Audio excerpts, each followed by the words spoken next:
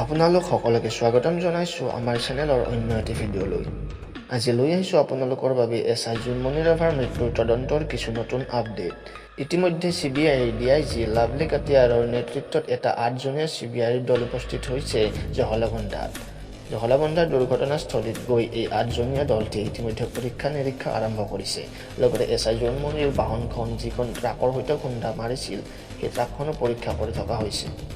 আৰু সমান্তৰালভাৱে CBIৰ দলটোক দেখা পোৱা গ'ল জোনমণি ৰাভাক লৈ যোৱা চিকিৎসালয়খনত, কিয়নো জোনমণি ৰাভাৰ মৰণোত্তৰ পৰীক্ষাক লৈ বহুতো প্ৰশ্ন উত্থাপিত হৈছিল এই চিকিৎসালয়খনৰ বাবে।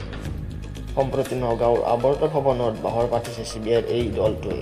এছআই জোনমণি ৰাভাৰ মৃত্যুৰ তন্নকৈ পৰীক্ষা কৰিছে CBIয়ে। এতিয়াৰে পৰা এছআই জোনমণি ৰাভাৰ মৃত্যুৰ বিষয়টো যিহেতু CBIয়ে চাব, সেয়েহে আমি আশা কৰিছোঁ যাতে জোনমণি ৰাভাৰ মৃত্যুৰ প্ৰকৃত ৰহস্য কি সেয়া ওলাই পৰিব।